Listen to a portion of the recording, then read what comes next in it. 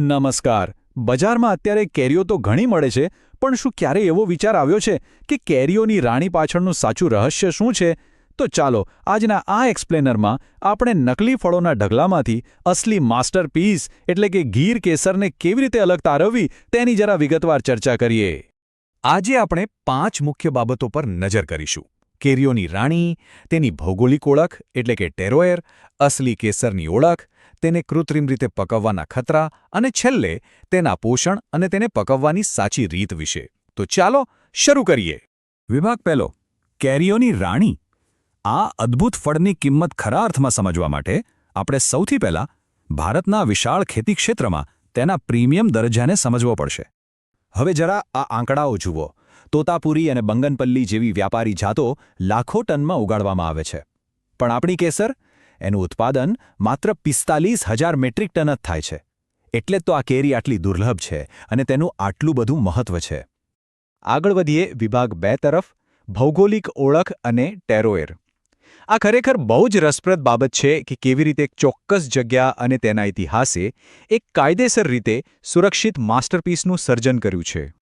આની શરૂઆત છેક 1931માં થઈ હતી, જ્યારે જૂનાગઢના વઝીર સાલેભાઈએ તેનું પહેલીવાર વાવેતર કર્યું.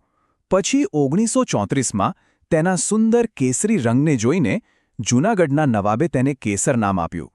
અને આ ઐતિહાસિક સફર 2011માં એક ગર્વ લેવા જેવી બાબતમાં પરિણમી, જ્યારે આ કેરીને સત્તાવાર રીતે જીઆઈ એટલે કે જિયોગ્રાફિકલ ઇન્ડિકેશન ટેગ મળ્યો.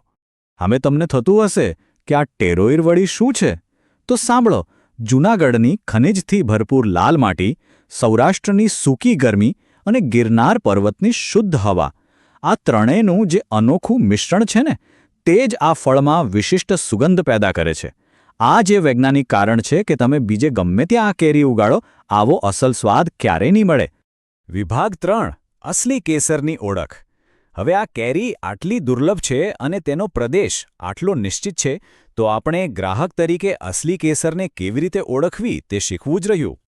તો અસલી કેસરને ઓળખવા માટે આ 5 બાબતો હંમેશા યાદ રાખો. પહેલું, આખા રૂમમાં ફેલાઈ જાય તેવી કેસર જેવી મીઠી અને ફૂલો જેવી સુગંધ. બીજું, અંદરથી ઘેરો કેસરી નારંગી રંગનો અને રેસા વિનાનો ગર. ત્રીજું, એનો આકાર, જે મધ્યમ ગોળ અને નીચેથી સહેજ વળાંટવાળો હોય છે. ચોથું, હળવી ખટાશ અને તીવ્ર મીઠાશનું ગજબનું બેલેન્સ. અને પાંચમું, તે ગુજરાતના ચોક્કસ જિલ્લાઓમાંથી જ આવેલી હોવી જોઈએ. બીજી એક ખાસ વાત, બજારમાં બહુ મોટી સાઇઝની કેરીઓ જોઈને લલચાઈ ન જવું. અસલી કેસર તો સામાન્ય રીતે માત્ર 200થી 300 ગ્રામની જ હોય છે. અને હા, તેની ડીંથડીની આસપાસ એક આછો લાલ રંગ ચોક્કસ જોવા મળે છે. આ લાલ રંગ દેખાય એટલે સમજી લેવાનું કે આ અસલી હોવાની એક પાક્કી નિશાની છે. હવે આવીએ વિભાગ 4 પર, કૃત્રિમ રીતે પકવવાનો ખતરો. આ બજારની થોડી અંધારી બાજુ છે અને ગંભીર ગ્રાહક સુરક્ષાનો મુદ્દો છે. આપણે હંમેશા આપણી જાતને એક પ્રશ્ન પૂછવો જોઈએ. શું આપણે જે આટલા પૈસા ખર્ચીને પ્રીમિયમ કેરી લાવીએ છીએ તે અસલી છે કે પછી રસાયણોથી પકવેલી નકલી?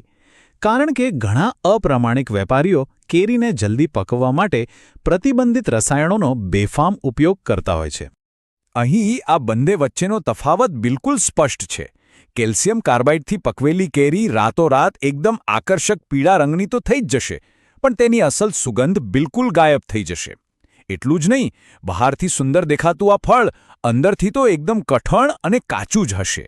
જ્યારે અસલી કેરીની તે અદ્ભુત સુગંધ અને તેનો નરમ સ્પર્શ જ તેને અલગ તારવે છે.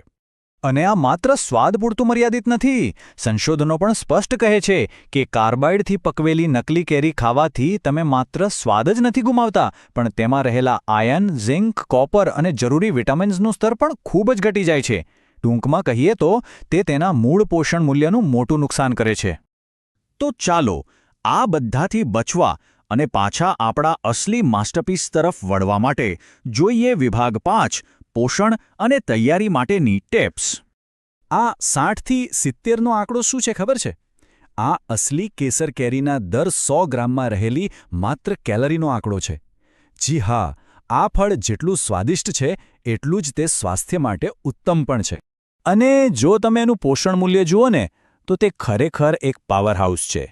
તમને તેમાંથી ઊર્જા માટે કાર્બોહાઈડ્રેટ્સ તો મળે જ છે, પણ સાથે 32થી 36 મિલીગ્રામ વિટામિન સી મળે છે, જે રોગ પ્રતિકારક શક્તિ વધારે છે.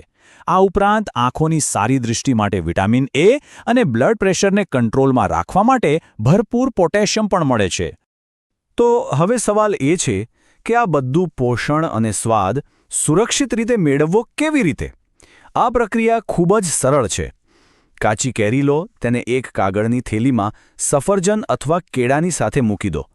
બસ આ થેલીને 21થી 24 ડિગ્રી જેટલા સામાન્ય ઓરડાના તાપમાને રાખો અને 48થી 72 કલાક એટલે કે 2 થી 3 દિવસ રાહ જુઓ.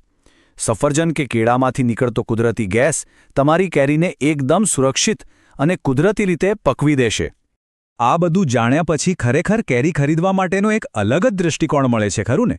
હવે જ્યારે તમે બજારમાં જશો ત્યારે આ 5 ચિહ્નો અને ટેરોઇડના વિજ્ઞાનથી સજ્જ થઈને તમે અસલી કેરીઓની રાણીને ખૂબ જ આસાનીથી ઓળખી શકશો.